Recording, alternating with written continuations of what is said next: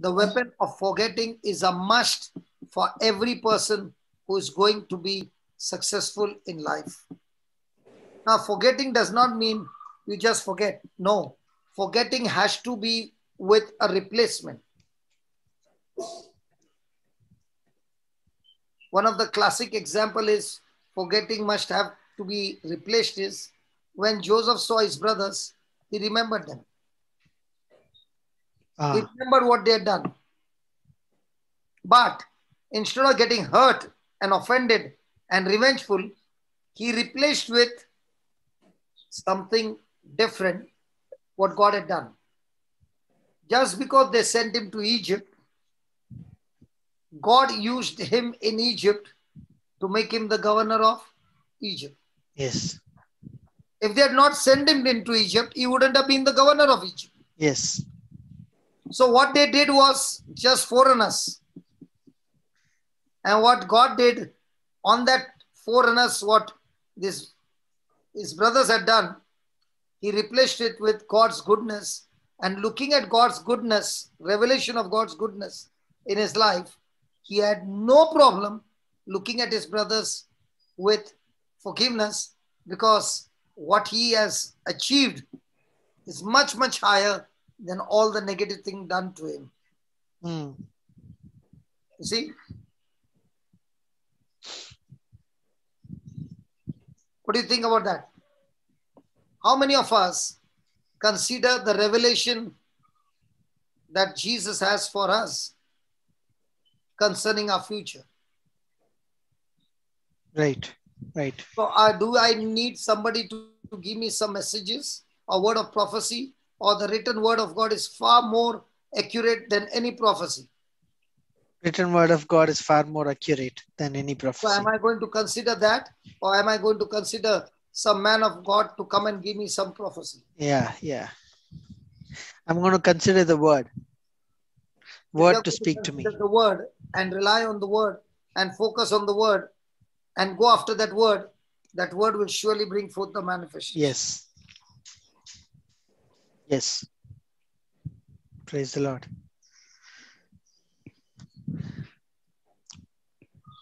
So there are two deaths.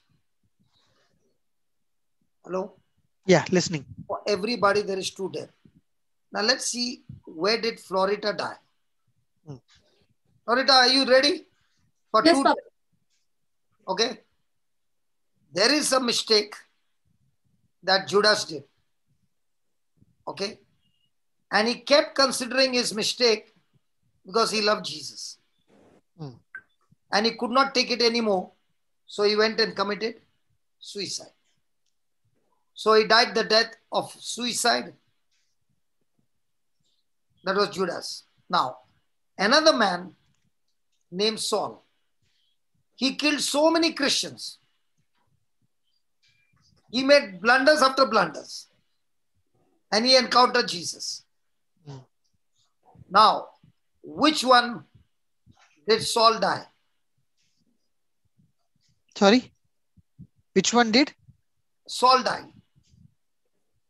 Okay. The Saul died in the road of Damascus. No. So did Saul also had to die? Yeah, he had to die. Yes. He died in Damascus.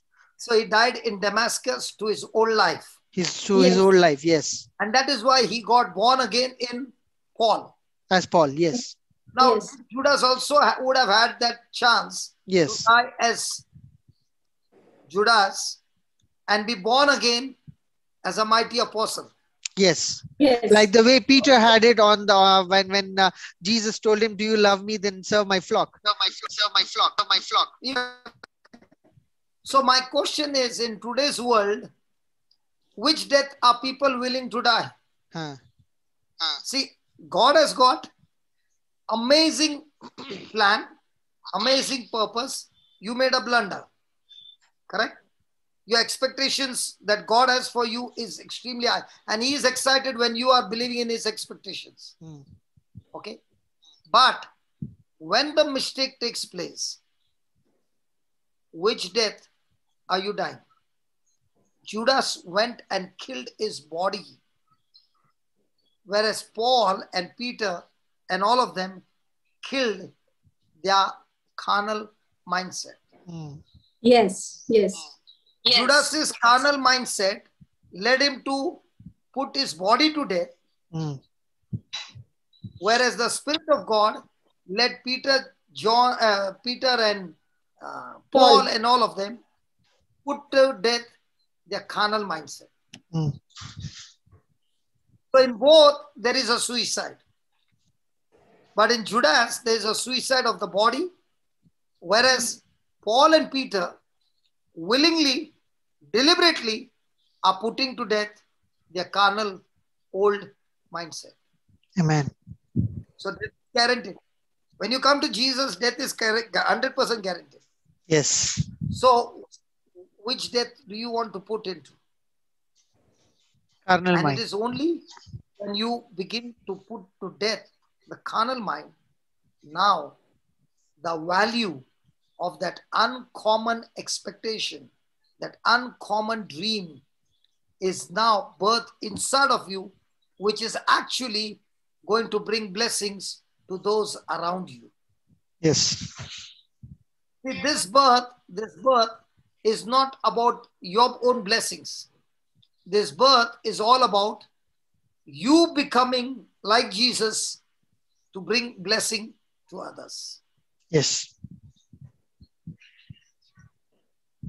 And if you have not died that carnal death, then you cannot give birth to blessings in other people's life. What do you think about that? This death, dying, you suiciding your carnal mind, this death you're dying every day. Yes, yes. And right? you're dying every day means you're keeping it dead all the time, all not the giving time. it nourishment to grow. Yeah. Correct. But you're giving nourishment to be born again. You're born again every day. Is it? You're not born again every day. Who told you? You're a new creation, right? You're born again once, right? So now you're eating food of heaven, which is full of nutrition. Right. Because of that nutrition food, the spiritual food, you can put to death the carnal mind. Right.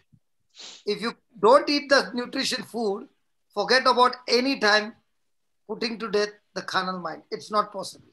Right. So nobody can ever say that I put death to carnal mind with my willpower. No, you can't do. Absolutely not possible. It has to be done through the power of God. Yes. That's what Papa 12:2 talks about, right? Renewing of the mind. That's what Romans 12:2 talks about, renewing of your mind, that you put your carnal mindset to death by feeding your spirit, your mind with the word of God. Yes. Now in our life, how many people who have made mistakes will do like Paul and Peter? And how many of them will go around telling everybody, I need inner healing? How much do you think Paul would have needed inner healing? So much. Did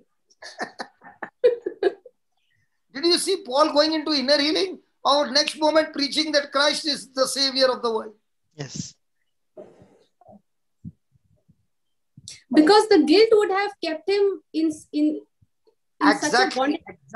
Exactly. Very, very correct.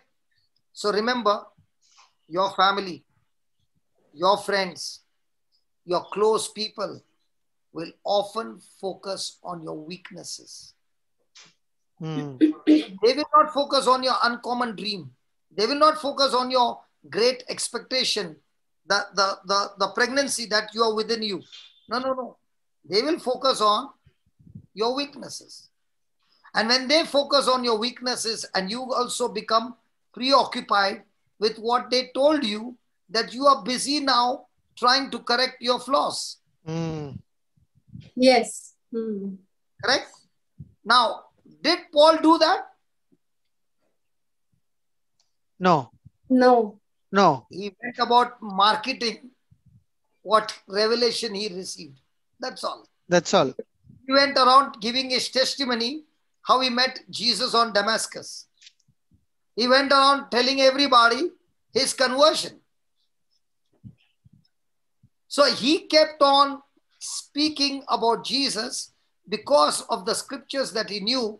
He kept looking into the mirror, and from the mirror, he found the things which God gave him as a revelation. So he was no longer correcting it with his own power. The word of God that he was looking into the mirror empowered him to make the correction. Amen. Yeah. Now, Florida, Yeah, did you Papa. try to change your life, or did you try to get into the word? I got into the word. So the more and more you got into the word, you began to realize that this word is giving me more enjoyment, more pleasure, more peace, more fulfillment. And as you went inside, you began to realize what happened to my weaknesses. Yes. The grip just starts getting loosened, because when you start feeding on the word, you start getting spiritually strong. That grip which was gripping you has no more power. It starts losing. Fall apart. So you start building your life by looking into the mirror, by feeding yourself with the word.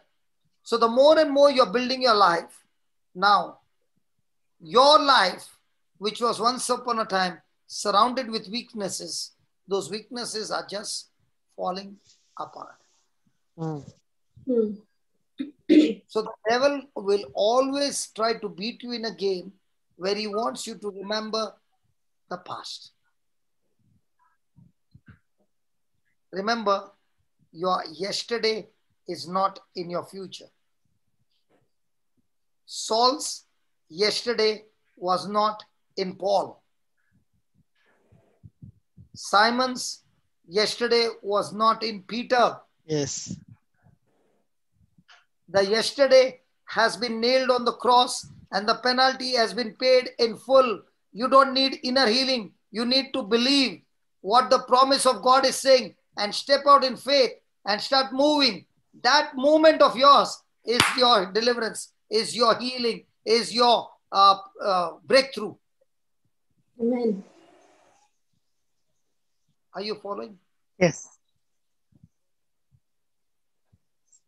That is why, okay, let me give you a scripture to make you understand. Go to Isaiah 43, 18 and 19.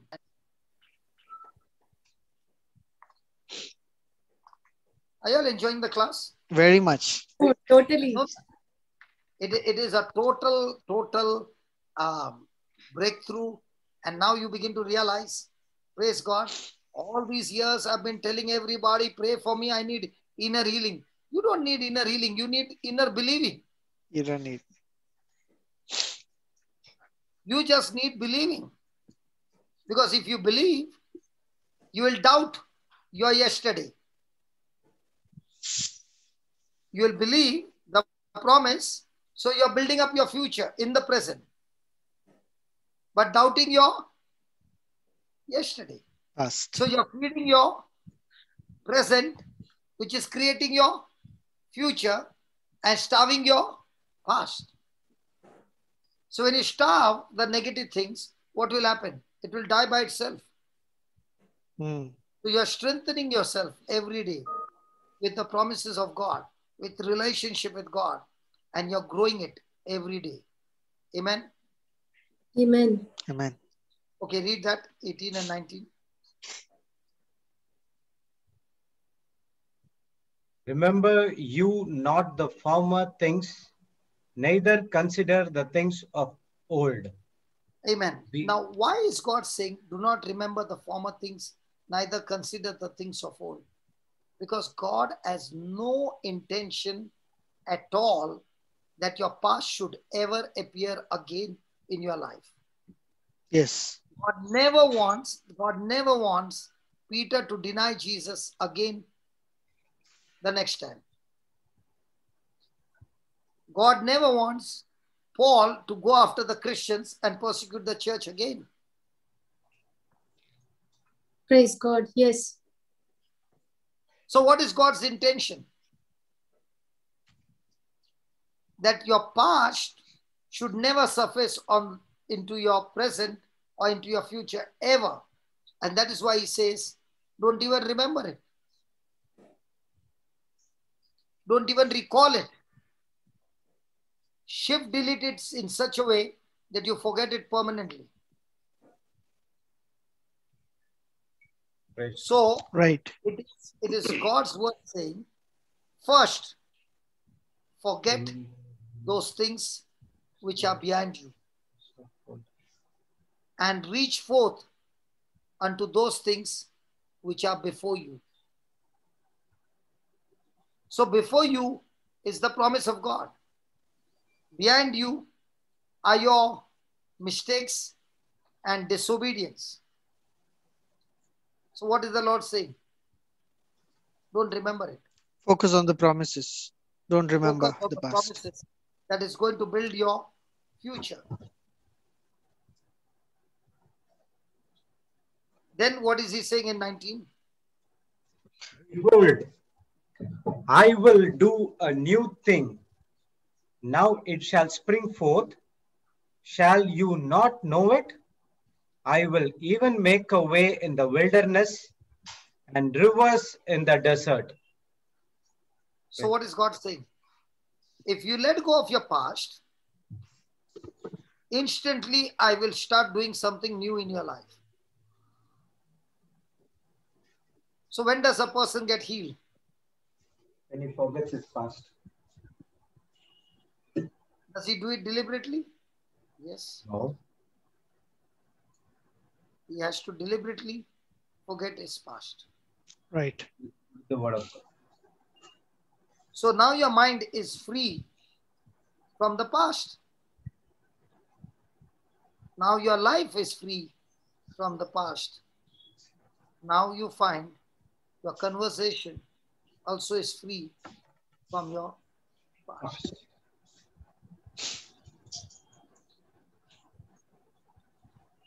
So what do people do? Do they remember what God promised, or do they remember their mistakes? Mistakes. And what is the world going to remind you? Mistakes, your past. Why is the world reminding you that? Because the world is controlled by Satan. Yes. And he wants you to remember the past so that you will never be able to tap into your future. Mm. Papa, also many times when the weaknesses, the faults are, when a person recalls of all that past mistakes and still goes through that guilt, generally the tendency is to dissect every issue that they have gone through, thinking that if I don't dissect it, if I don't come to terms with it, I have not really got to the root of the problem to come out of it, where I need God's intervention. So, but God never told you to go to the root of the mountain. He said, tell the mountain to be uprooted from the root. Yes. Yes. So don't waste your time. Correct. That's what I saw in my life, that when I stopped recalling, stopped remembering what has gone back in the past, because the constant thought would be that you wasted so much of time. And as I put a stop in thinking that and started to get myself focused on the word, I did not even realize that when that thought left its hold over me, that guilt was gone. Because now my eyes, my understanding open to a whole new level of what God has already done for me and prepared for me and what is waiting for me in the future. Praise God. So now let's see. Let us learn how to do it. How should I renew my mind? Yeah. How should I renew my life? How should I renew my conversation? Right? Now, let us study something practical. Are you ready? Yes. Yes. Thanks for this question, William. You have changed the whole topic, but it's still on expectation. We're still on expectation. Okay. Yes. Now, let us take this story of the real story of Abraham. 75 years, beautiful wife. Even at that age, the king is eyeing on her. So you can say how beautiful she would have been, but having no children. Praise God. And God is talking to Abraham and saying, I'm going to bless you. And Abraham is talking about his expectation. He's saying, Lord, you have blessed me so much. I'm already childless. So my expectation is that I'm going to take one son, adopt a son, Eliezer of Damascus. There are many times we also are like Abraham. We want to help God in fulfilling God's promises. Yes. But our way, not God's way, our way. Praise God. So he said, God, I understand you gave me the promise, but you know, my wife is already, and I'm also already, okay, it will not be possible. So let me help you. So I've decided to adopt. But what is God doing? Saying, no, you will have your own. So he showed him a picture of stars in the heaven and also the picture of sand of the sea. And he said to him, that's how many your children would be. Now, what do you think Abraham's reply would have been to a promise like that?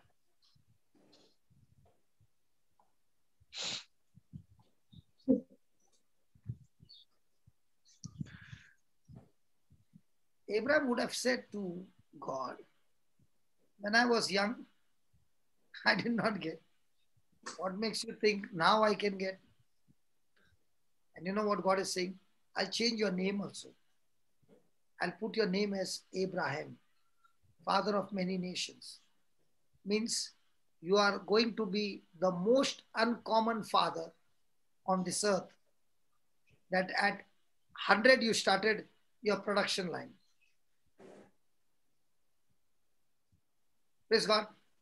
Now what should be Abraham's response? This is absolutely foolish. I was just thinking that. If I was in Abraham's place, what would I do? I would change, like, just by you changing name, just by you saying that, okay, my sons will be the count of the sands and count of the stars, is the situation going to change? This is absolutely foolish. Now I'll give you the formula. Okay. Now, did God change his expectation? Yes. Yeah. Now, was his expectation adoption? Yeah. Sorry? I didn't Was hear it that. expectation as adoption?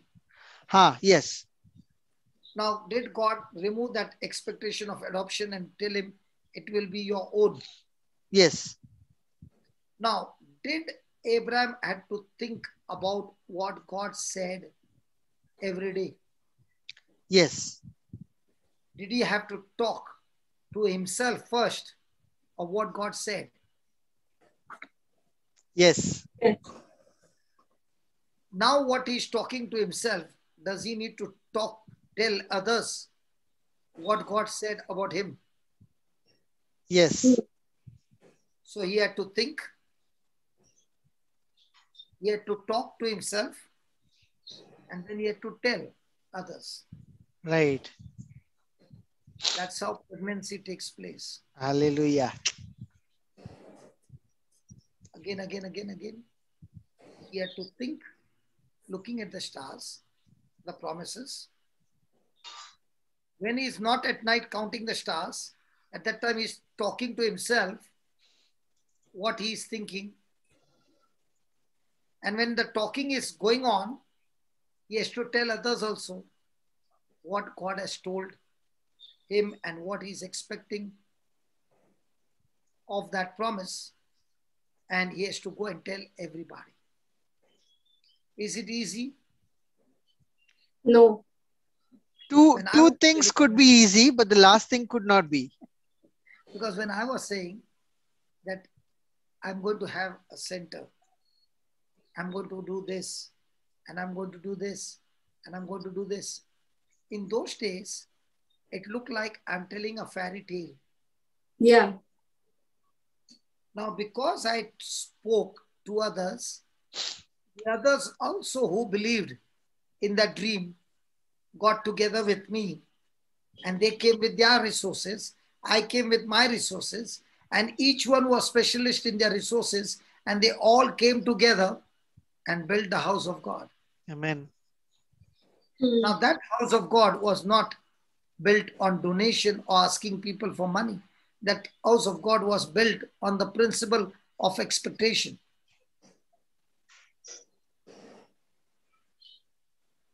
Are you following what I'm saying? Yes, Yes. yes, yes, yes. Is it making sense now? Yes. So how do you build up your expectation? Think. Mm. Speak to Talk to yourself. yourself what you're thinking, and then go around telling others what you are believing for. Praise God. Praise the Lord. Praise God. And that is what Abraham did. Did he achieve the dream? He did. Praise God. Papa, many a times this question comes that, okay, I can think upon what the word is saying, I can speak it to myself, but telling others, the mindset is that if I tell others, it might not come to pass. No, you are exercising your faith. Yes. And when you are exercising your faith, you are telling others who will also be a part with you and say, I too agree with that, and I want to be a co-partner with you in fulfilling this project.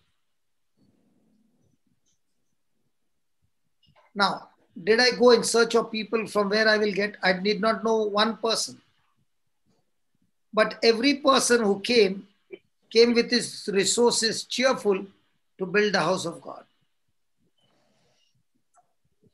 So now I am speaking the real thing that God has spoken in his word. So the real me in the future. The real me standing in that land where nothing is there.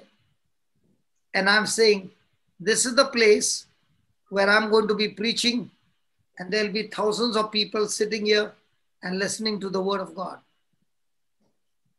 So the real me in the future.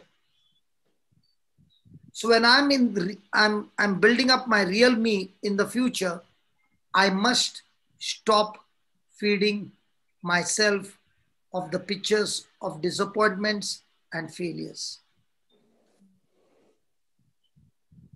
What happens is, on one side, I'm building up myself by speaking the real me in the future. But on the other side, I am recalling my past experiences. I'm recalling the words of discouragement by somebody. In my early days, now it's quite established, but in my early days, it was very, very difficult for people to believe what I'm saying, because it would look like I'm boasting. It looked like I'm talking in pride. But because my heart was after the kingdom and not running after my own personal benefits, I would speak it. And in that speaking, God allowed a few of them to come and join with me. And those few of them became such a great blessing to establish that dream, that expectation. So when I am in the process of expectation, I am speaking the real me, but not in the present, the real me in the future, according to the promises of God.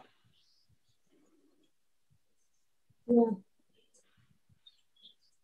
At that time, some of them will come and replay to you your past mistakes and past failures and disappointments. Now your job is I am not going to feed it. I'm not going to feel it. I'm not going to focus on it. Praise God. Praise God. Praise the Lord. Papa, So I have a remember, question on that. now one line, only one line, one Sure, last line.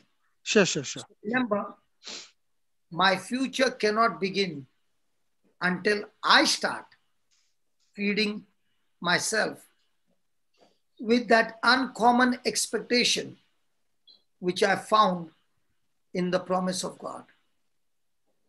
I repeat again, my future cannot begin until I start feeding the uncommon expectation, the uncommon dream within myself. So, who is the one who is going to bring in the conception? Me. Who is the one who is going to bring the abortion? Me. Me. Who is the one who is going to cause the miscarriage? Again, me. Me. Who is the one who is going to bring forth the delivery? Me. Yeah, your question. Right. Now, in this thing, what you said is like, that I need to keep continuously thinking God's promises and talk to myself about the promises and tell others about the promises. Now, with respect to telling others the promises, are you going to be cautious on whom you're going to tell, whom you're not going to tell, or you're going to tell it to everyone? No, you got to be cautious about that, because if you tell to a person with unbelief, he will suck the faith out of you. Right. But if you speak to the people who are also believing and operating in faith, you will be encouraged and you will be given more discernment, more insight of those things that you are believing for. Right. Right. True. Wow. So in the real me, in the future, I have to speak my expectation.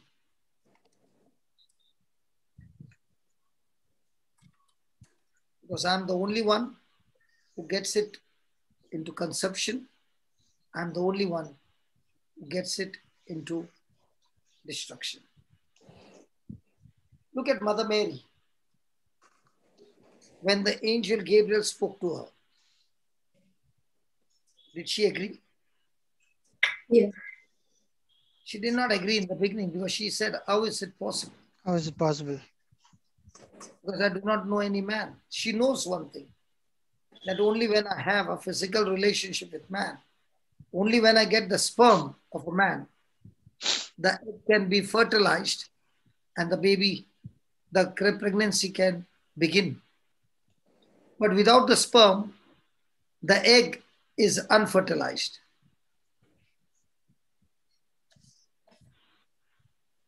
But the moment she was explained, now did she consider she being put to death? Because a woman who gets pregnant out of wedlock will be put to death. So she has got no proof of anything in her favor. So what she should do, now? She asked a question. How is it possible? The angel Gabriel explained to her. The moment he explained to her, was there any more confusion in her mind? No. She was ready to go through it. Even though the news looked to be good news, but what was the revelation behind that good news was extremely painful. Yes. But did she cry? No. She believed. Did she abort the baby? No. She continued to believe. Yes. And that is what we need to do. God is committed to what he said in his promise. am I committed to God in what he said?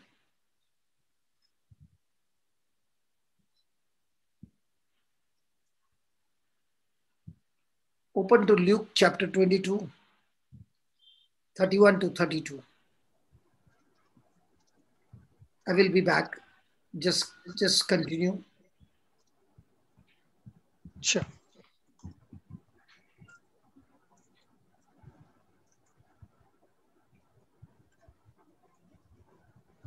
(22, 31 to 32), right? Yes, brother. And the Lord said, Simon, Simon, behold, Satan had desired to have you, that you may sift you as a wheat. But I have prayed for thee, that thy faith fail not, and when thou art converted, strengthen thy brethren. Praise God. Praise the Lord. What did you learn from there? That even Jesus prayed. Jesus is interceding for our conversion, and we strengthen others.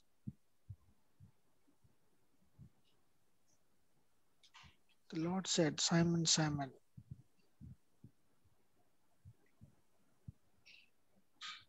What did Jesus pray for? Prayed for our faith should not fail. Yeah. So, did Jesus know what Peter was capable of doing? Yes. Yes.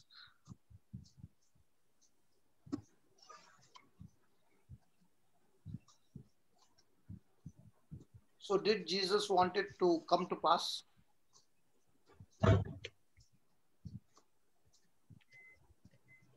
What, Papa?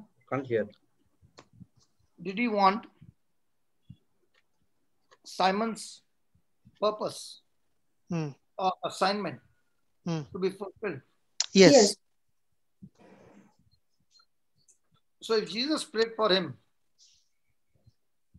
it's the same Jesus praying for you and me. Yes. So He wants our assignment to come past as well. It's the same Jesus desiring for you and me to exercise our faith and do,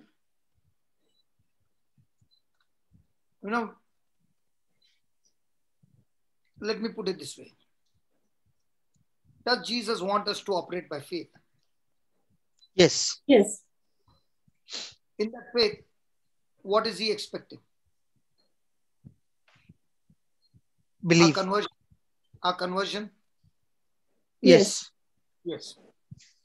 In that conversion, what kind of life is he expecting? Laurie? Life that is the committed to him. Put the video. I want to see you. I want to see the expression. Yeah. He wants your life to be converted. Agreed. After that, what is he expecting? What change that has brought in my life, I go and share the same thing with others. Read it again. You strengthen other brethrens.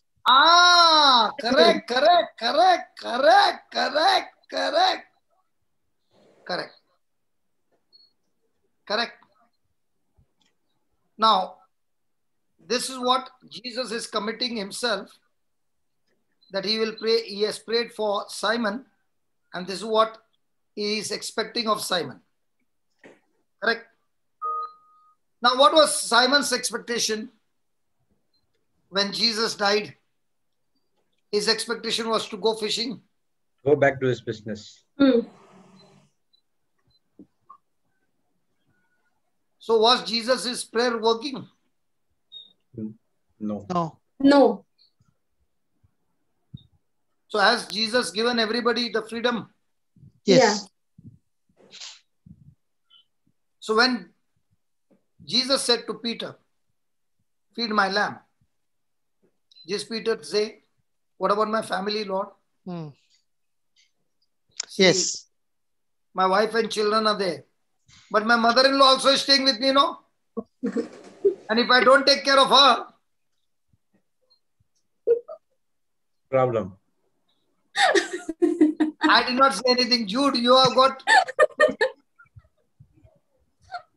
I did not say anything. So now we are using faith for what?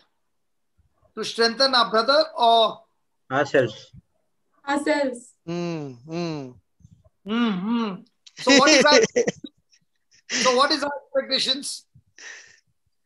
We are strengthening ourselves here. That's our expectation. I want to get strengthened. I want to get strong. I want to become, build my faith. I want to build my faith so that I can better myself. I can live a good Christian life. That's nothing wrong. But the best part is, you can't build yourself until you go and strengthen your brother. See that? Yes.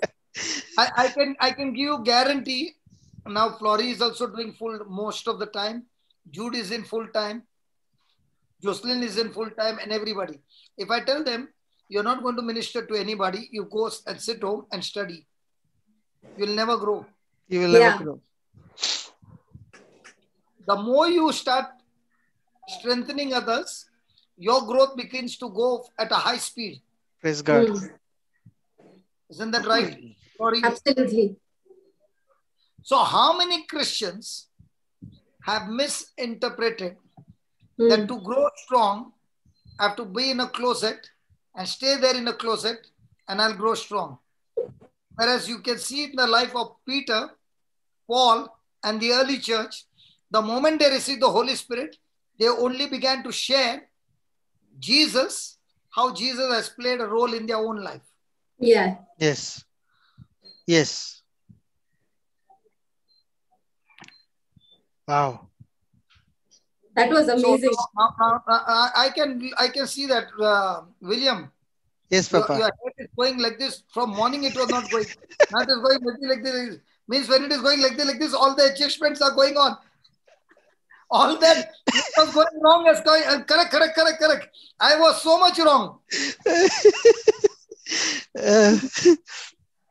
So we have buried a lot of your dreams now.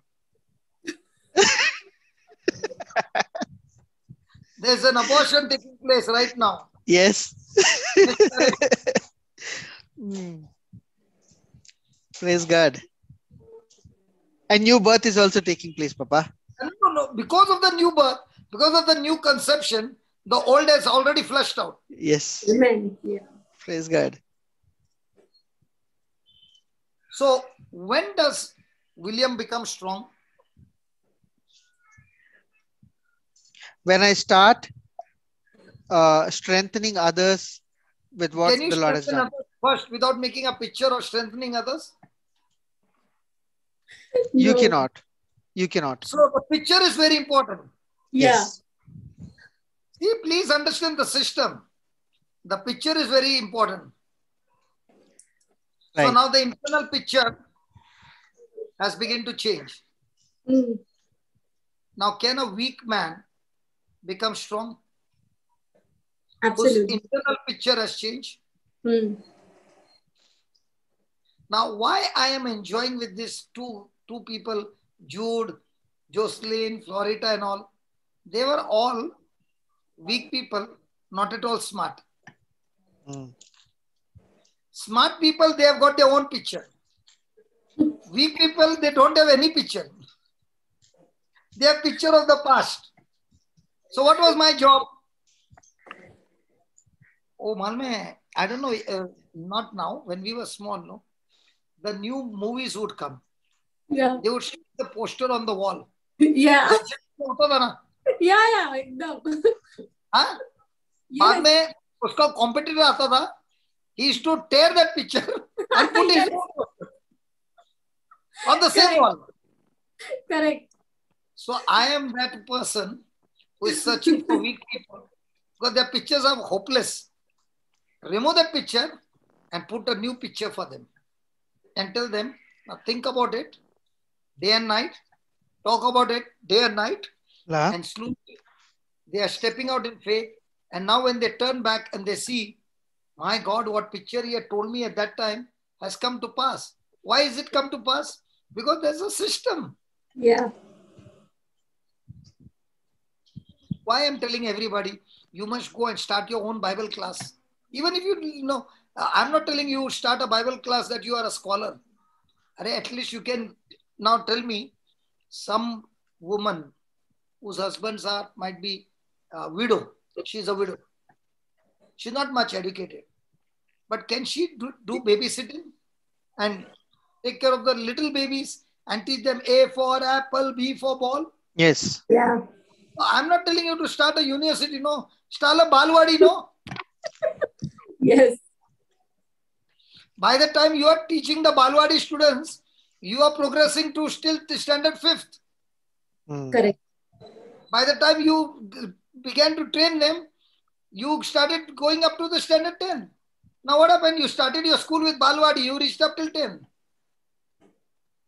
Now what happened in my life? I'm still in primary. I've not yet crossed 5th standard. So I teach balwadi and I teach primary school. So if your student is gone from here to a higher studies, why should you get annoyed? True. Now in school, didn't you study in balwadi first? Then you went to a primary school. Then you went to a secondary school. Now when you're taking a living certificate in standard 10, is the principal saying, where are you going? You stay here only. No. At least start a school. Somebody will get some education of the kingdom of God. From balwadi, that person will at least jump into a primary school. After some days coming from the university, that same teacher, same person will say, teacher, what you taught me, the basic, that is what helped me to finish my university. True. Amen. Yes. In this, are you strengthening the person from inside or from outside? From inside. Praise God. That's why my balwadi is working so good. Amen. So I search for broken people. I don't search for smart people. Because smart people will learn this, but they will use their head. In the kingdom of heaven, the head is not important. The heart The is heart important. is important. In the world, the head is important. Yeah. How many people you pushed and you made it to the top? Fantastic, smart fellow man, like a bulldozer, pushing everybody and making his way in front. But in the kingdom of heaven, you are the last. But your heart is excellent. So what do you say? Can weak people become strong? Yes. Yes. Huh? Yes. So what should be the focus?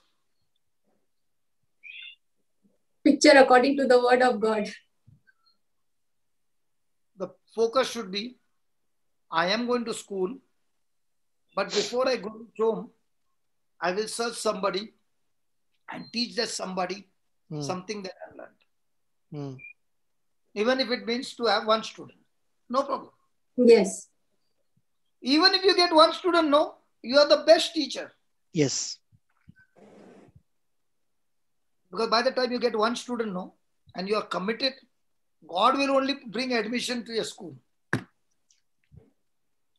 That's how I started, Papa, with just one student. You also started, I also started with one student. And that one student was thinking I was a professor in some university. Yes. What I was doing was learning from Father Jose what he's giving the sermon, putting that sermon in my own life and mixing it with my own life experience and giving the same recipe.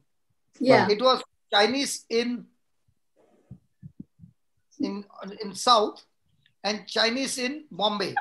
It's going to be a Pani Puri Bombay ka. I've been to Mysore. Kisi ko bolna mata.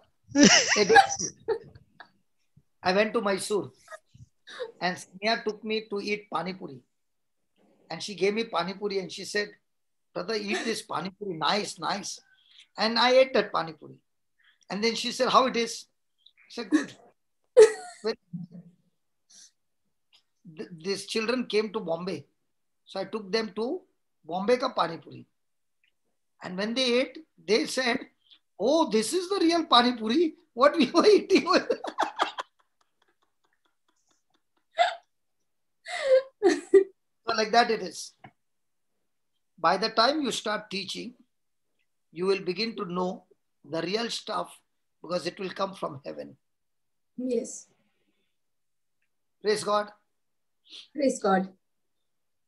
Hallelujah. Hallelujah. Thank you, Jesus. So did Jesus know that Peter would change his internal picture from fishing to feeding? Yes. Does Jesus know that we will also change our picture? Yes. But has he given the freedom to choose? Yes. Yes. How many Christians do you find who will shift from fishing business to preaching business? Very few. And no salary. Then not at all.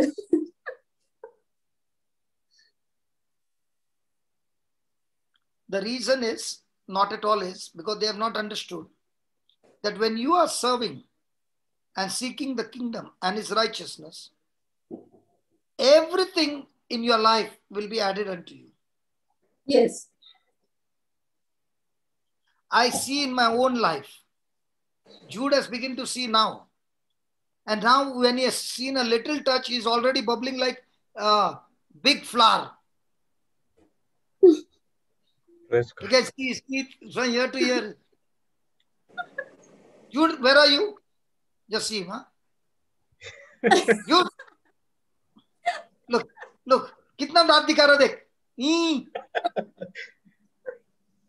Is it right, brother? Yes, Papa. Is it right? Definitely. Definitely. But if the same theory had to be taught to you without this experience, would you believe? No. In your case, you came because there was no option. You had lost your job. In my case, the business was good. Yes. And yet the Lord said, shut it down and follow me. Praise God. Praise God. So at that time you never had second thought? Is that really a God is calling? Or I was scared. okay. I was scared of this. If I don't stop tomorrow, after a week, I won't be able to stop. So I did not waste time. I went and stopped the very next day. So I did not even wait for the material to be turned into finished product. I sold everything in scrap. Oh, okay. Because I know that I can be Double-minded. Double-minded. So I closed down, sold the machines, everything, made the premise absolutely empty and gave it on rent. So your fear was, might you go back to your normal life again? I might not be ready to give up my business because business was giving me money, no? Mm. So when Jesus called me, I saw myself as a businessman. Jesus saw me as an evangelist. Yes. Yeah. So my expectation was I will be a big businessman, earning money and also helping the church. But Jesus said, I don't want your money. I've called you, put a stamp on you, my image on you, that you are going to be an excellent evangelist. Praise God. So now the question was, am I going to deny my dream, my expectation, and willing to adopt God's expectation. Jesus' expectation for me?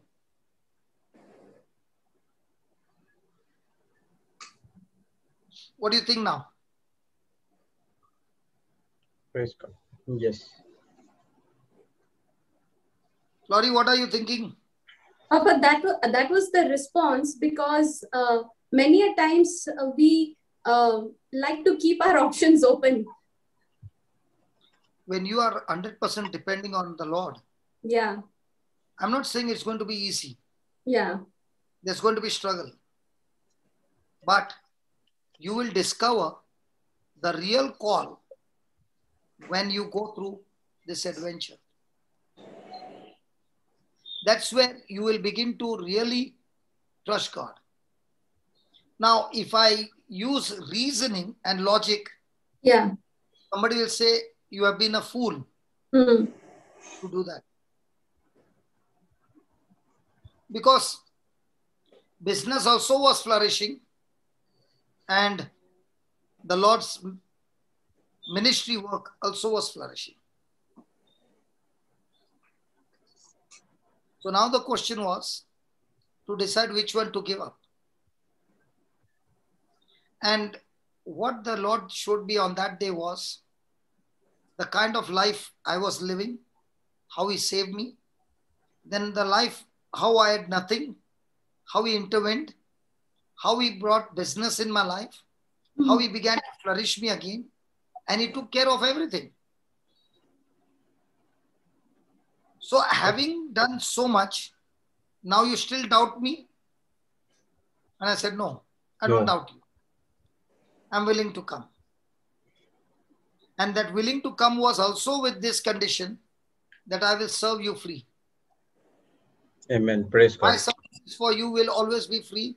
I will never sell anything that you have given me. Because this gift you have given me free, this life you have given me free, this body belongs to you. I'll serve you day and night, but you will supply all my needs. I will not go and put a donation box or ask for money. You will do it. And what I found was, God did it better than a person who is standing on the pulpit and going on asking for money. Praise God. Yes, that's right. Amen. Even Yeah. I was speaking to a person after seeing a website. He came and asked, I was searched the entire website. There was no donation box or something is there. You don't collect these things. I said, freely we receive, freely we give. We don't collect anything. He was so amazed. How could he able to run? It's not our ministry. It belongs to Jesus, and Jesus knows how to run. Today, Jude, you can speak. Yes, because you have seen it happen in your life. Yes. But I'm asking about me. Yeah, that's what. You know why? Because I know from what pit He brought me out. I can trust Him. We learned it everything easily. So I saw what He did in my life. So my expectation, my desires, my hope, everything began to change. Amen. Praise God. So when you have that bond with God, that The relationship relationship. with God, Yeah. it actually affects your thinking. Hmm. You can no longer think the way you were thinking before. And that is why it affects your desires. It affects your needs. It even affects the way you talk. Your whole life begins to change. It's not that you want to change. That relationship only brings a change. Praise God. Praise Papa, I just want to add over here of how this helped me was in the beginning, the fear that I used to have was that if I don't obey God, I will come under punishment. I will have to go through certain things. Okay. So the obedience used to happen out of fear that if I don't do this, this will happen. But the more I began to get the picture according to the word of God, I started to think, I started to renew my mind with what the word was saying. Now, more than the word showing me all that God has done for me, it most importantly began to show me how much He loves me. Because He loves me, He has provided everything. Because He loves me, He has set everything for me. The future, the plans that He has for me is for my prosperity, for my welfare. Why? Because He loves me. Now, I began to obey God and I began to follow Him. This time it was not out of fear of being punished, but this time it was out of love, saying, how can I reject such great love that is coming to me without me having to do anything? Yes. Amen. Praise God. So even when I started to teach the scriptures, when I started my own Bible study class, it was this love, the confidence that I have on this love that God has for me. I am saying, God, I am going to jump into anything you tell me, whether I know it or I don't know it. I know your love will rescue me. Yes, yes, yes. Praise yes. God. You will not disappoint me. Amen. And Papa, I used to always have the desire to learn how to hear from the Holy Spirit. Now, the gift of tongues that I was longing for, I was waiting for 6 years. Till one day you taught me the truth, and in no time, within 2 minutes, the gift of tongue was active. Now, I wanted to understand, I wanted to know that, Lord, just as how everyone is talking to you, they say they heard the Holy Spirit tell you, God spoke to them. Now, if you can speak to them, why can't you speak to me? And I said, I want to hear, I want to get tuned to your voice. Now, how do I learn to get tuned to the voice of the Holy Spirit? Now, Jesus is saying that my sheep hear my voice. That means it is my birthright to hear his voice. No one can stop me. Now that I know that he's saying my sheep hear my voice, now as a sheep, I have to get tuned to the voice of the shepherd. So the more I began to get into the word of God and the Spirit of God now speaking to me, I began to realize that now when the Holy Spirit is talking to me, he cannot speak anything which is contradicting to the word. The voice in my head can talk to me 100 things, but that voice, until and unless I check and put a filter according to the word, is this what the word is saying? If it is in line, I accept it. If it is not in line, I don't accept it. So my confidence began to grow, not based on my ability, but my confidence began to grow because on the one whom I have trusted. Now, the first thing that the teachings began to do to me was to give me an understanding of the way God sees me. He doesn't condemn me. He doesn't put me on a guilt trip, but he has already taken me past all this and given me something which I don't deserve, the grace. Yes. Even if you see the position that we have. Yeah. For example, you are working in the office. There'll be so many who are smarter than you. Yes. So many who are more qualified than you. Yes. So many who can give you figures on the tip. But because of God's favor, whatever you do begins to prosper. Amen. Yes. That is what I found in my business. It was amazing that whatever I did began to prosper. Even now in the ministry, whatever I'm doing will begin to prosper. Only thing, I have to make some expectation. Like I said, I want a call center. Okay. I began to go after it. And I did not know this man who is sitting in front of me, my dear son, principal, Jude, is having the knowledge of that.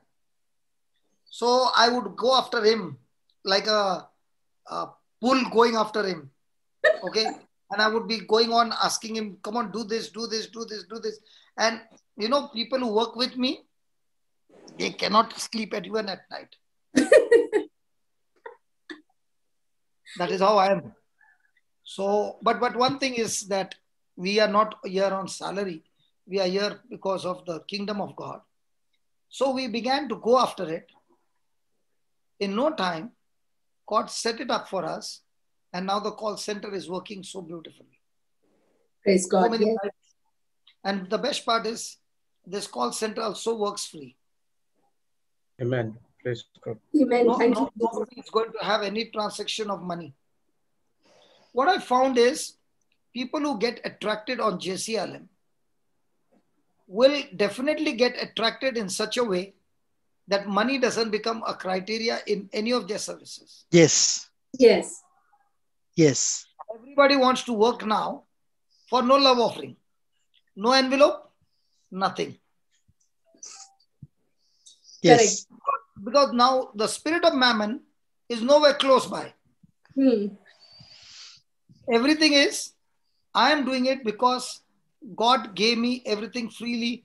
I want to do it for Him freely. And that's how it is. Praise God. Praise the Lord.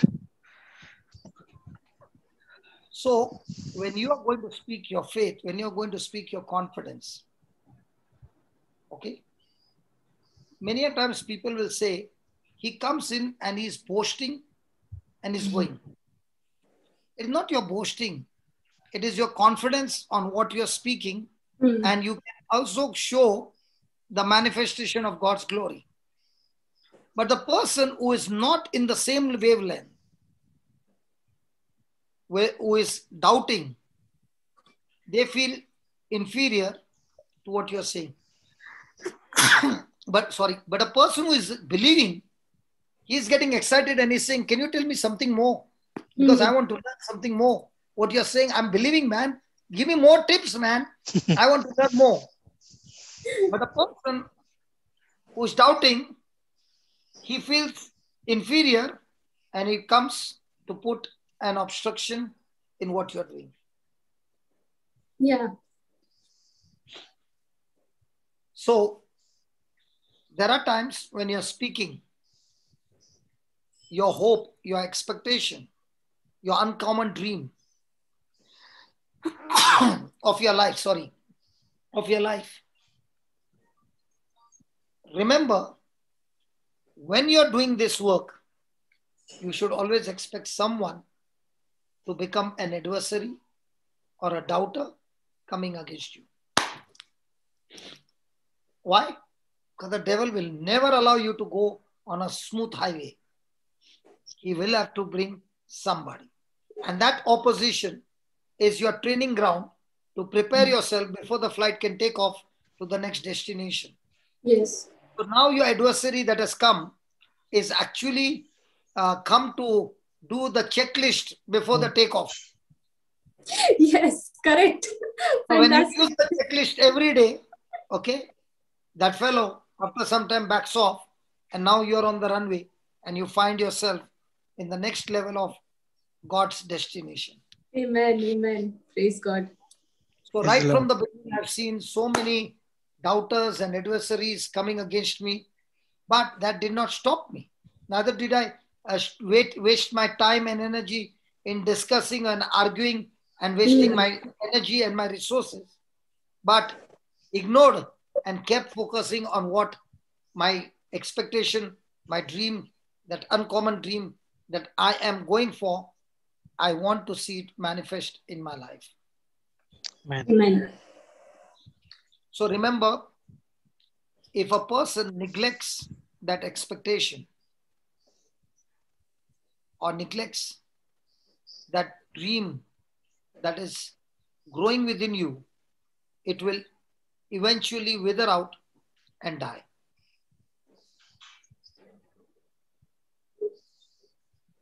What do you think about that?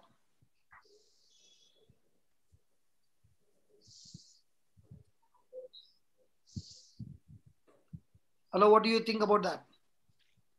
On neglecting on the expectation? Yeah. Yeah, because you won't be feeding it. If you keep on neglecting it, then you are no longer feeding it. Yes. And what you're not feeding, you're starving. Yes. And then it eventually dies. So also your dreams, so also your expectation. Because anything living needs food. Yes. So if you're believing your dream is a living picture, living, alive, it needs food. Yeah. If you believe your picture is dead, it doesn't need food. Again, anything living requires what? Food. Food. So your expectation, is it living or dead? Living. Living. So does it need food? Yes. Yeah. What did we say about the food? What is it? What's the food? The word of God is thinking, speaking, and telling. Thinking, Thinking, talking talking to your own self, to yeah. and yourself, telling. telling. So see that you feed it every day. Yes. Otherwise, it will die. But if you feed it every day, it becomes vibrant. It's a living picture of the real you in the future. Praise God. And it requires your nourishing, your confidence, your faith, your energy, and very important, patience and endurance. Yes. Mm. Let's go to Hebrews, I think, 6. Hebrews 6:10. That's where it speaks about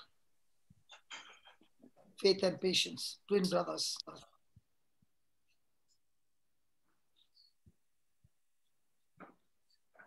Is it interesting today?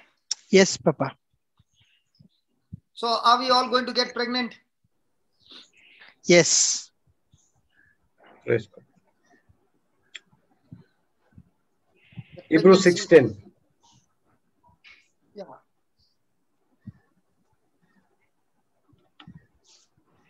Eleven. We desire. And we desire that every one of you do Jude, show the read it same correctly. diligence. Jude, please read it correctly. We desire every preacher and evangelist. Every one of you. Every priest and nuns. Every one. Why are you reading like that? Yeah. This is what in my Bible. My Bible says only the preacher, priest, and nuns. You got the wrong Bible, Papa. Everyone. Majority is only this Bible. Something wrong with my Bible? We are using RSV, KJV, these Bibles. I'm using Johnson Sequeira Bible. We are using Change your Bible, Papa. Yes. Holy Stick Spirit to Bible. KJV, Holy Spirit Bible. Okay. We desire that every one of you do show the same diligence to the full assurance of hope unto the end. that hope is expectation. Okay. So every one of us do show the same diligence. What is diligence? Importance. Importance, the same passion, the same effect, Passion. the same zeal. Means to focus on something absolutely, focus on something with great attention. We'll check with other version. Papa, diligence actually means that you continue at the same passion. You don't allow anything to grow, make it dull. Yeah. Okay, yes, given us amplified. Let's see. Means steadfastly, is it? As we desire for each one of you to show the same diligence all the way through, so as to realize and enjoy the full assurance of hope until the end. Now, when you're hoping something, you're expecting something which is in your favor, are you all excited about it or you are dull about it? Excited. Just before your birthday can come, 2 days before, are you excited? Yes. Why? Before. Arrangements, calling people, friends. You will get gifts. Gifts.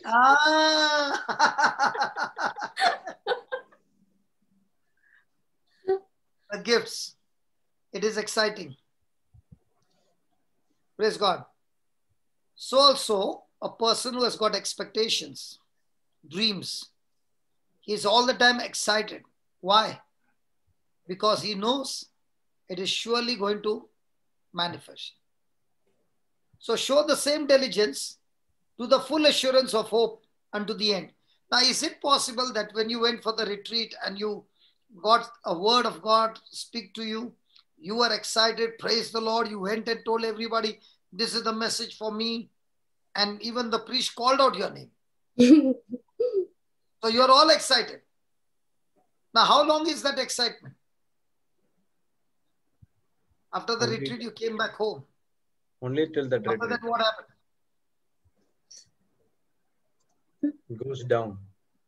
When you saw Vanished. the problem, yeah, it vanished. So that's what is called as abortion.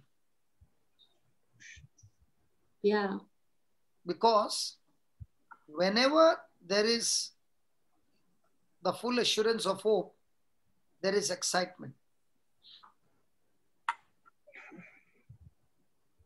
Praise God. Praise God. Praise the Lord. Thank you, Jesus. Jude, from 2 o'clock is the healing service? 3:30. From 3:30. Okay, all those who are on this channel, 3:30. If you want to shift from this channel to another channel, from 3:30, there is a healing session in the global channel, 394 393 1336. I repeat again, 394 393 1336 on Zoom. So it will be a healing service, not on this channel. I'll be here, but the other children will be all. Jocelyn, Jude, you will be there or here? I'll be going out. Okay, Jude is not there. But My Jesse son will will be come and put the. Jocelyn and Sister Jessie will be there. Enoch will come and put the scriptures. Okay, okay. This is called as child labor.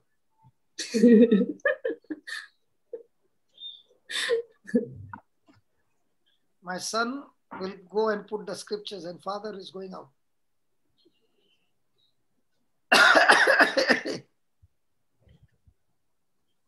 Praise God. Praise God. So we were saying about the excitement.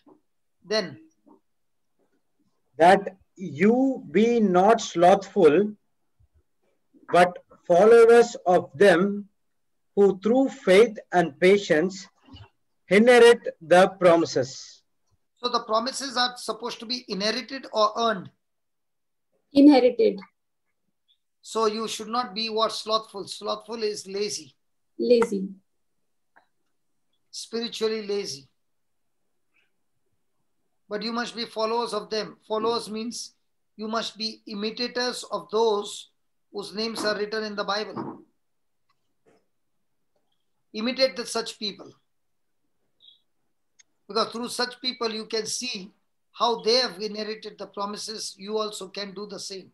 And what is the tool to inherit the promise? Faith and patience. Faith is the one that says, what God has promised me, I've received it by faith, it is mine. But in spite of believing that it is mine, it's not happening. It's not getting manifested. That's the time patience comes to the rescue. Patience means staying constantly and consistently the same, irrespective of the change of situations around you or people's comment as well. Yes. Praise God. So now when a person is staying in patience, remember, faith opens the door of heaven. Yes. Fear closes the door of heaven. Patience keeps the door open till the day it is manifested. Amen. Amen. Yes.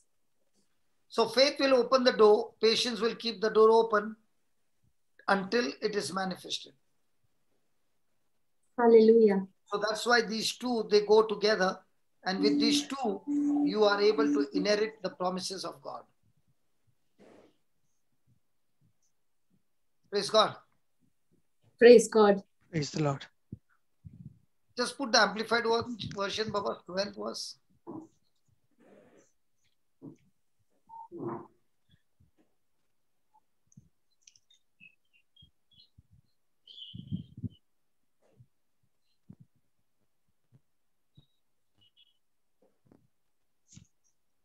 so that you will not be spiritually sluggish, but will instead be imitators of those who through faith lean on God with absolute trust and confidence in Him and His power, and by patient endurance, even when suffering, are now inheriting the promises. So can you inherit the promises without an opposition? Is there going to be opposition? Yes, definitely. But in the midst of that opposition, are you going to exercise your faith and patience? Yes. Is there going to be suffering? Yes. Yes. But will you still continue to inherit the promises of God? Definitely. Praise God. Praise the Lord. Now remember, when you are having this expectation of your uncommon dream,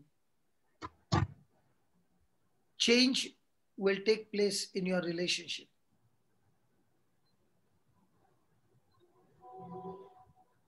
I repeat again, this uncommon dream or your expectation will give birth to change in your relationship.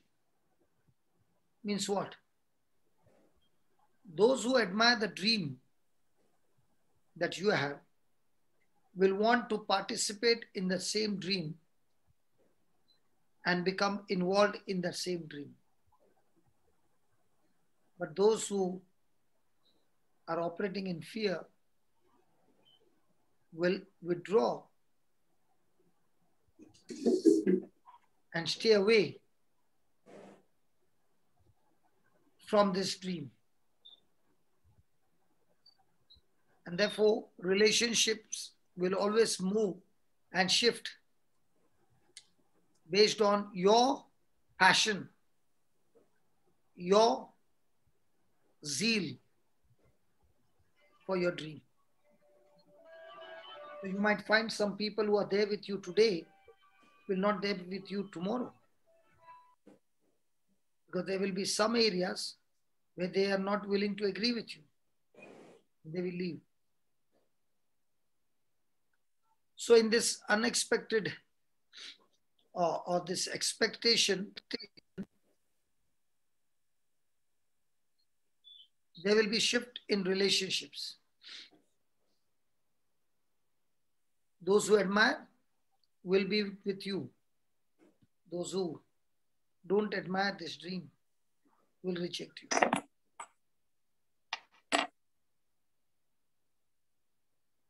What do you say, children of God? Very true, Papa. Hallelujah. You will find your own people coming against you. You have William Mobile. Yes.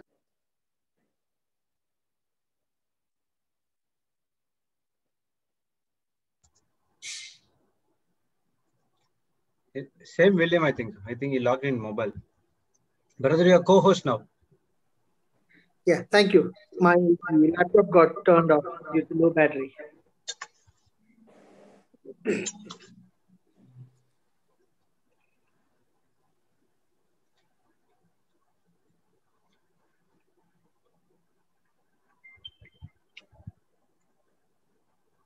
Hello, can you hear me? No, Papa. Yes, yes, we can hear you, Papa. Now you're looking entirely different without the headset.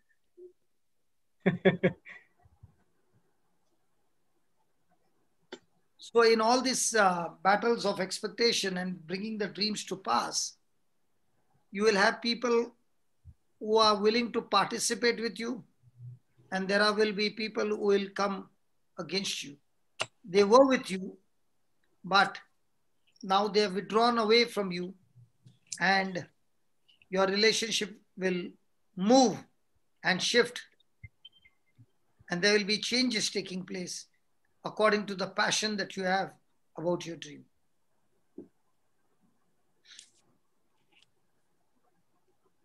Praise God. Praise the Lord.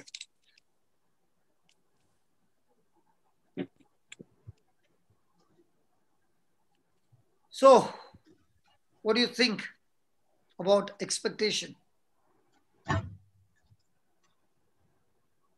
Papa, sometimes people have this also mindset that even though they are holding on to the promise of God, uh, they're believing, they're standing on faith, but when the manifestation takes a long time and it is not showing forth, most of the time they're led to believe that this is not God's will. This is not God's will for my life. So how should one respond in that situation? Just because it is not happening because of your unbelief, you can't say that this is because of God's will. Because God's will, He has already declared in His word. Yes. His written word speaks about His will. So there's no question of God's will. It is your own unbelief that is blocking you. And that's what feeding the word helps to keep ourselves free from every unbelief. Praise God. Papa, I recall of the testimony, what I was believing God for, to share my testimony of how the Lord transformed and changed my life in my workplace to my MD. It was a long wait of 7 years, and every year, every time I was the thought came whether it will happen or it will not happen, because of all the benefits of all the things that was going on in my work. I really wanted that he should come to know that the Lord is the one causing all this. He's prospering. So I kept on believing, and like you were saying, no, faith opens the door of heaven, and patience keeps it open till the day it is manifested. So Amen. In first year, second year, nothing seemed to be working, and every year there was victory. But I was only focused on, Lord, when will I get an opportunity to share? And after 7 years, I think last year, I got the opportunity finally to share with him of what the Lord had done. And that too, it was such a meeting where he did not call me to listen to my story, but I was called because of some escalation that had gone against me. So what was looking like a bad news turned around to be a good news. Yes. So he said, I will talk to you just for 15 minutes and we wind up. And then as I got into the meeting and I started to speak, that 15 minutes meeting turned into 85 minutes of meeting, where I went and shared with him of what the Lord has been doing, from where the Lord has brought me. And that meeting was such a turnaround. And I was only thinking, if I had to just give up and say, it is not happening, I don't know if it will happen or not. If this is not the place meant for me, let me just go and find something else. Let me just go out and get some other job. And all those things, if I had to be thinking, if it was not His will, I would have lost the opportunity.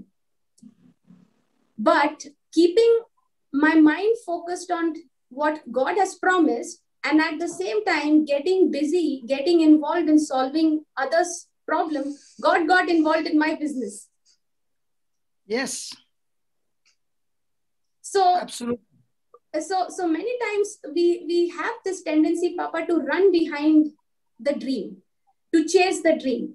But the system that God has set and ordained for us is that I don't run after the dream, I run after the Creator. And when I run after the Creator, the dreams, the expectations, the desires that is there, He first of all changes those desires and then causes those desires to come and chase me and overtake me. Praise God. Amen. So we learned last time up to the 14th point, low expectation affect God. Yes. We actually just started it, Papa, for 14th point. We couldn't because it was already 5 o'clock. Okay. Low expectations affect God Praise God. Now, like Flory was sharing just now, her expectation of the desire of buying gold and diamonds. Hmm. Willie saying yes. How much, Flory? Now, was it anything to do with her personal gain?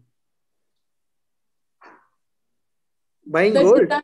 the desire to share my testimony, to teach, to talk about the glory of God to my MD, that Yeah. desire. Yeah, yeah. So when you're sowing your expectation, remember your desire, your expectation is a seed. Okay? Hmm. And that seed will stand before God. And that seed will stand before God as a testimony Hmm. of your faith and confidence. Now, we just learned just now that it is through faith and patience and endurance that we inherit the promises. We don't Yeah. earn the promises, we inherit the promises. So, what is my job? My job is to sow my expectations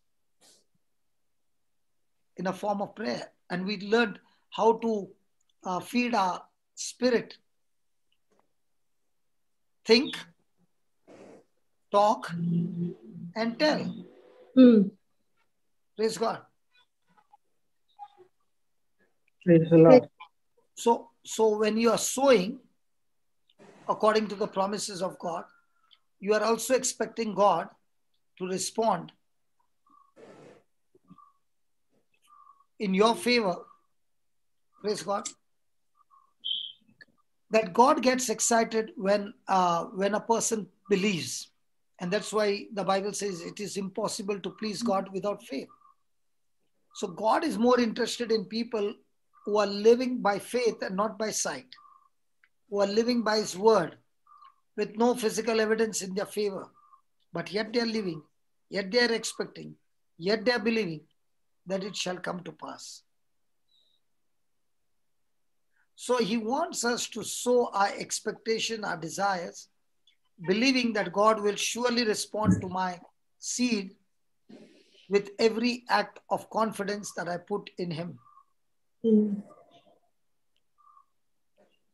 So my sowing is from every seed, from every resource that I have. Anything that I have in my hand, when I use it for myself, it has turned into an harvest. When I use that same resource for somebody else, it has become my seed. Say that So again, Papa. Sorry, say that again, please. when I use my resources for myself, it has become my harvest. And the same resources, when I use it for others, it has become my seed. Hmm. So this sowing of seed should be with expectancy. God wants you to expect. It has to be generously and it has to be faithfully. Amen. So what happens is when there is no expectation, you have not given assignment for the seed. Listen, every seed has an assignment. A wheat seed has an assignment to produce wheat. A corn seed has an assignment to produce corn. In the same way, the faith assignment will bring forth the supernatural. Praise God. So when there is expectation, the result is extremely beautiful. When there's no expectation, the seed might even die. So when you start looking and expecting God to fulfill His promise, now remember, the harvest that you have needed so long will now come more quickly and more bountifully than you have ever dreamed, because now you are sowing with expectancy, you are sowing with generously, and you're sowing it because of God's faithfulness. Praise God. Praise God. So when you are sowing these kinds of seeds in people's life, expect that in your own life, the harvest is going to multiply even more than before. Praise God. That's exactly what happened, Papa, when I started my Bible study class.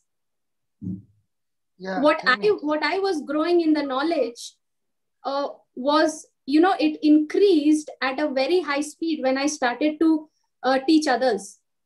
Yes. So what I was studying in the times past and going and teach, doing my own private time of studying and not teaching others, it was a very, very slow growth. And when I started to teach the scriptures, the doors began to open in so many places. And with that one student, it started off with so many people joining on Skype. And from there, the classes began. And I did not even imagine that there will come a day in my life that I would get an opportunity to minister to people in Pakistan, which was always a desire, but I had not, imagined it. And the growth that I saw in my life in the knowledge, in increasing in the knowledge and wisdom of God, was more when I started to teach others. It is not only you increase in knowledge. Now when you are in the battlefield, you will remember, because you have got good revision. Yes. Of the, you will remember, and you will be able to fight the battle better than otherwise. Yes. And because you now understand the sowing and reaping ministry, the spiritual law, that's why you are going on increasing, whether it's your workplace, whether it's your finances, whether it's your relationship. Now, as you began to go into this, I'll give you an example. You always had a desire that your dad is more on the law. Yeah. And he has always lived on the law. And you can't shift him from the law. He is a Royal Bengal tiger. William.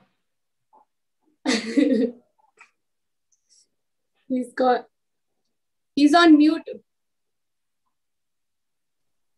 Yeah. Yes, a father is a man of principles. And that principles he must be following from childhood. Okay? So he's like a bulldozer. I know he must be listening to me now. But when he says something, you can't expect that it will not be done. If he said something now, for example, I told him, I want the sower and the seed, translated in Hindi. He stopped eating food, he stopped sleeping, he stopped doing everything. He started writing the whole thing in Hindi. And then he began to make it into a translation. So he would not come out of his room for 5, 6 hours. Yeah. You can understand. So we move by faith and he moves by the law. So we are all the time, there is a different kind of friction. So when this time the mother got COVID and the mother became totally ill, now the daughter flew from Bangalore to Jamshedpur. And what he was trying with his force and what the daughter did with faith, in 3 days, everything turned around. And that turnaround was not the healing of the mother only. The best part was the healing of the father. Yes. The father has become the baby's best friend. Yeah. They have become boyfriend and girlfriend. Praise No God. joke. No joke. And that came only when the crisis came. Yeah. When his beloved got healed through what the baby preached, all the old agenda was completely erased. He started. So now he started attending the class. See, what he has been taught, he has been accurate to 99%. Hmm. But now what he is learning from the Bible, he has to unlearn so many things, no?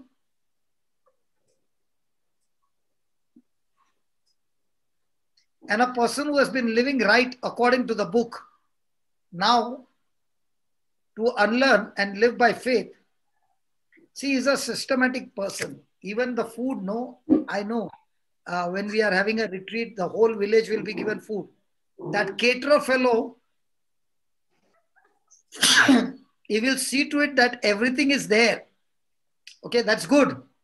But he will be behind them to see even the quality and everything.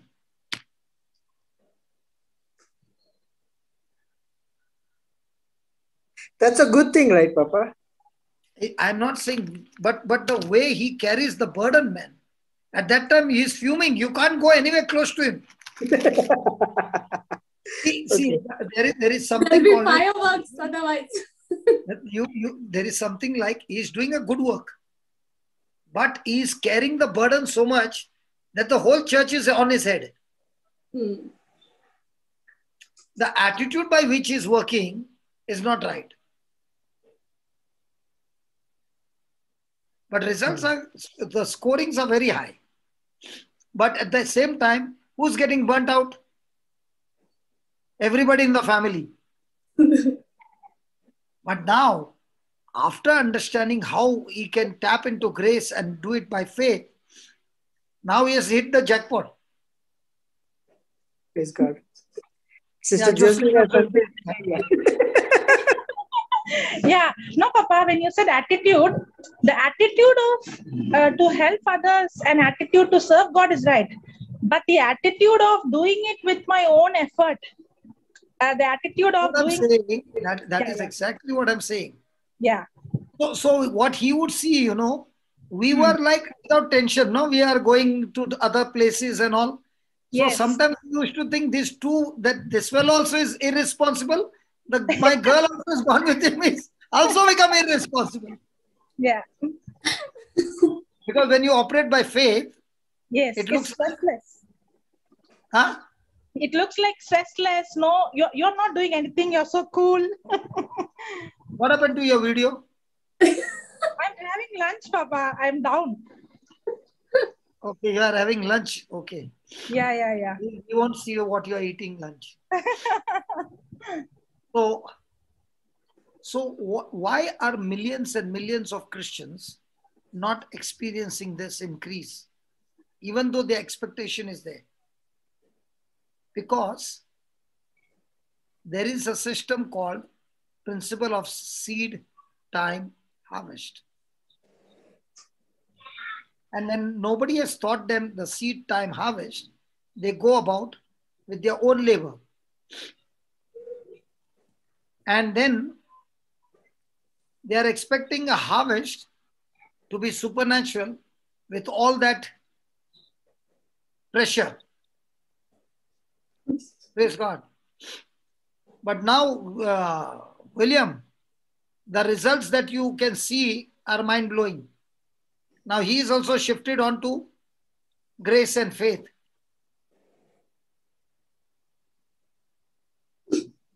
So the whole family, the whole household got changed. When COVID came, no, everybody who are not even coming for prayer, everybody, hey,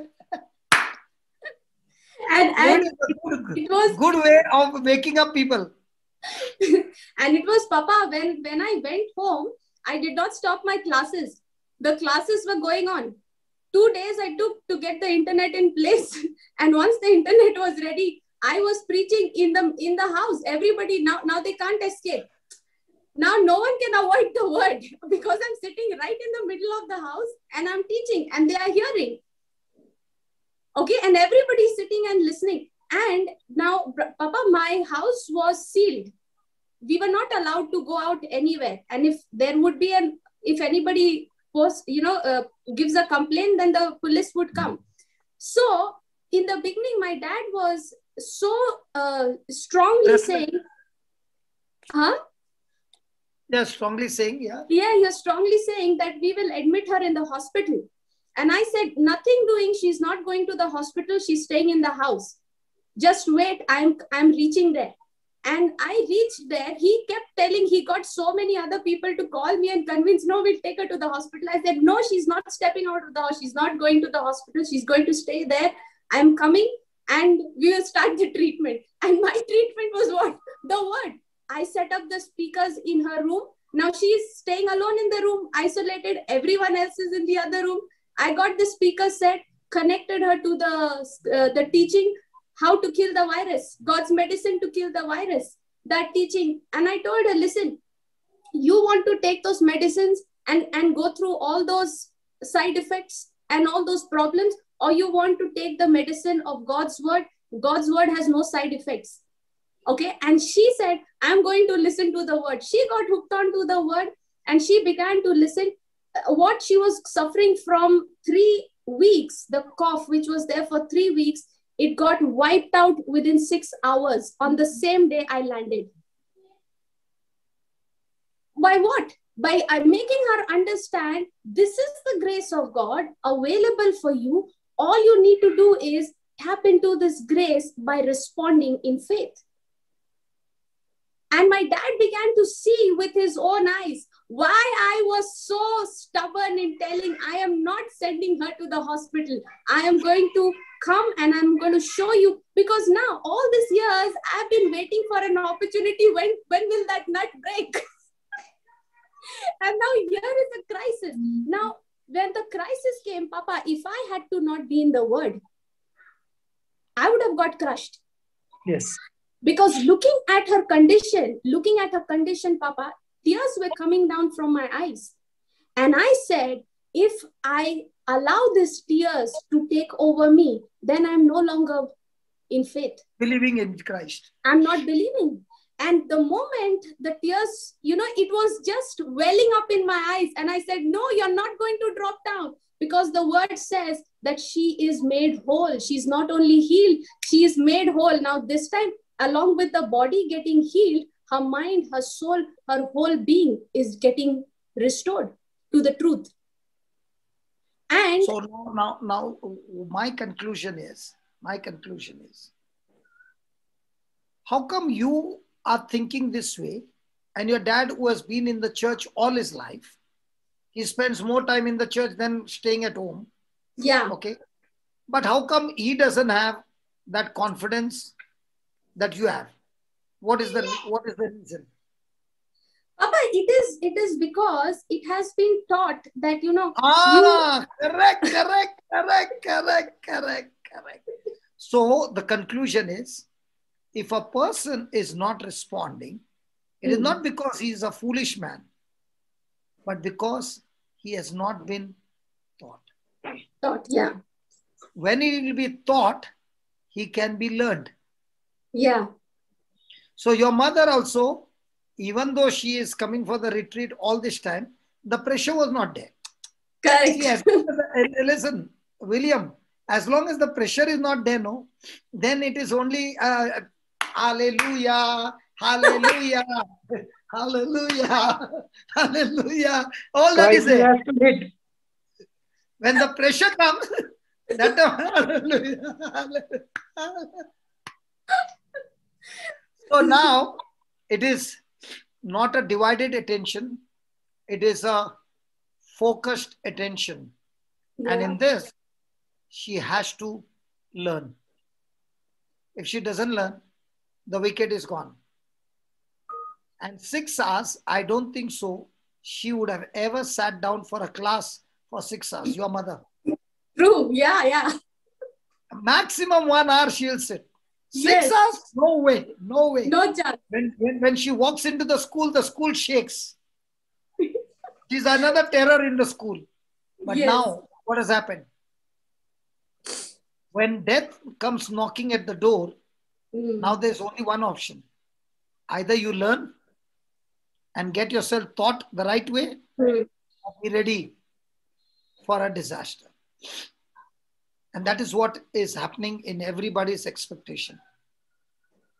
It's not that the person is wrong.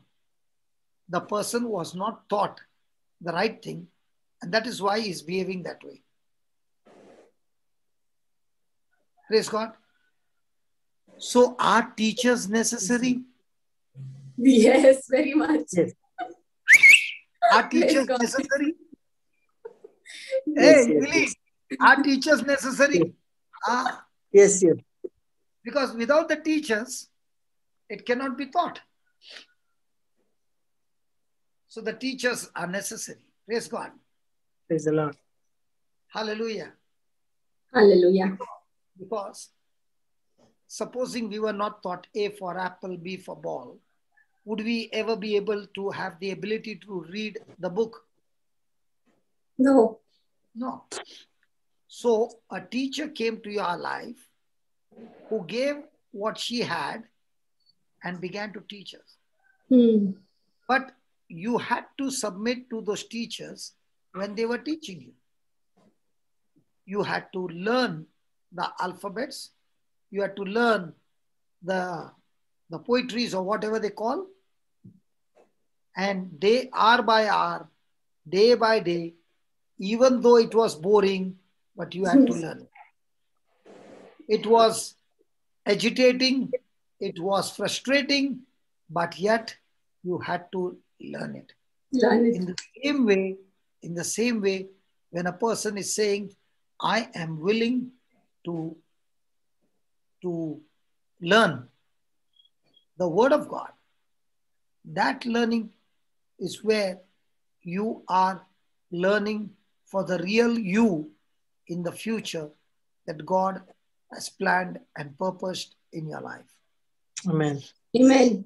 And it is through the learning of the word, the golden gate of heaven has opened up, and now you are experiencing heaven in your life right on this earth. Praise God. Amen. Praise God. Yeah. Now, if I have to ask, is Mummy still listening, Baba? Yeah, Papa, now she's got hooked on to the word.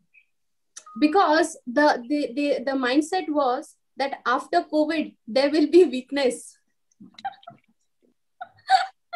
There will be problems. The side effects and all will be there. Okay. And I told her, see, you saw what the word did to you in 6 hours.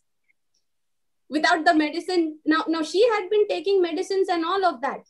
Okay. But now this time, along with the word of God, the faith began to increase to such a level that now when she was praying, she would be praying, asking God to heal her. So now when she got the understanding of the truth and she started listening to the truth, she is saying, see, I am already healed. So if I am healed, why should I ask God that I am healed? Now she started kneeling down in her own room and started to pray for all the others who were suffering from COVID. Amen. Praise God. She's no longer praying for her own self, but she's praying for the same understanding to reach to them. And now she's saying, God, I have the faith and the word is given to me. Now I'm not going to waste any more time asking you, give me this. Now I'm going to release. I'm going to exercise my faith. So now the whole atmosphere has changed.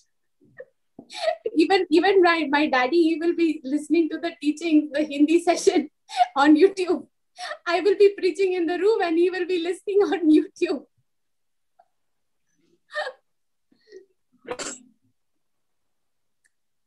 So the same girl in the village where people called her coward and chicken, murgi, when she was taught and she learned something that she was taught, and that something that she learned is the truth. And that truth has changed her complete future, a complete life, and everything in her life has become so fruitful. That is why Amen. God has called us to be ministers.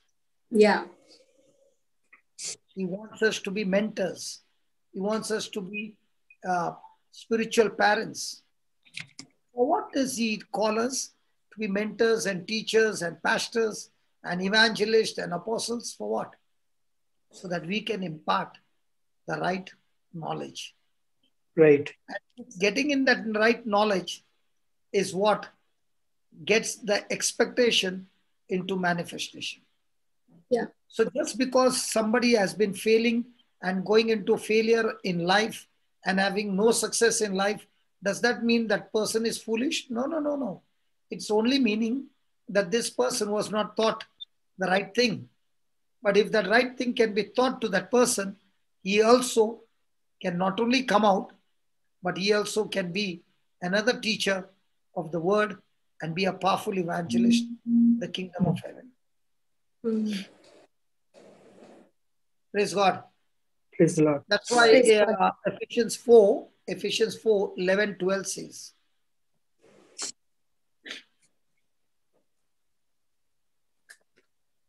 The class is very, very interesting. Yes, Papa.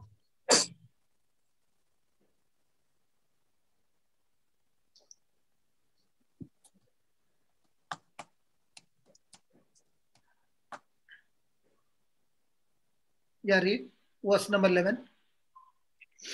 He gave some apostles and some prophets and some evangelists and some pastors and teachers for, for the perfecting of the saints, for the work. Why did he give all these people apostles and pastors and evangelists and teachers? For the perfecting of the saints. So why is this meeting all about? For the perfecting of saints. Then For the work of ministry. Praise God. And for the edifying of the body of Christ. So praise God. So we have come here for 3 reasons. Right. So that we are perfected in the knowledge, so that the work of the ministry is extremely fruitful, and with this edification, lives are changed and transformed. Right. Praise God. Then 13.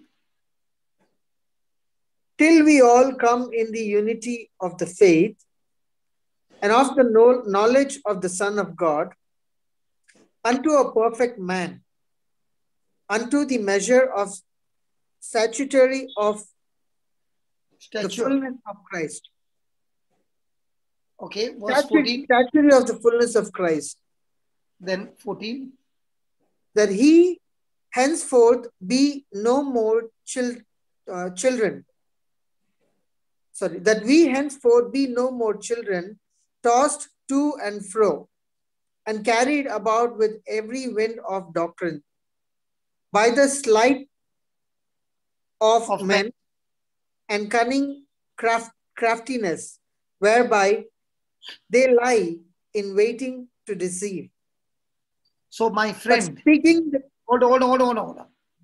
What does the 11th verse do? The pastors, the evangelists, the apostles, what is their calling? To impart the knowledge. So with this knowledge, what will happen to the children? They are no longer tossing to and fro. They are no longer being carried out by the light of the devil. Yes. They are no longer falling into the cunning craftiness. They are no longer being deceived. So what is this knowledge done?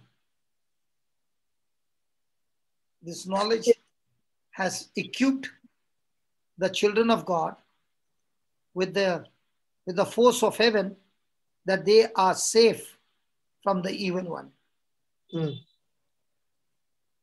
Praise God. Praise the Lord. So in this, when the apostles, the evangelists, and all of them, they are ministering to the saints, are they going to minister their own words, or are they going to minister the word of God? The word of God.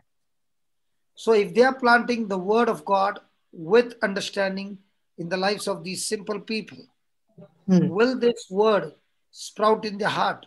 Yes. Yes. Will this sowing bring about a change in their lives?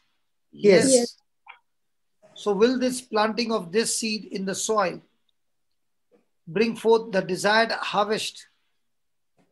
Yes. Yes. Well, the seed will produce its own kind. So Yes. now, when a person is coming to this truth, will he be a child being tossed to and fro?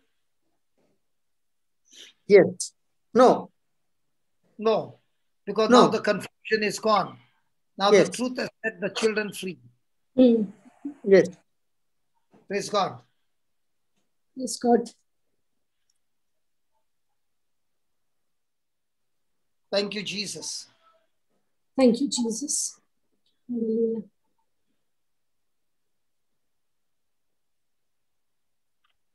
So what do you think about what we are learning today?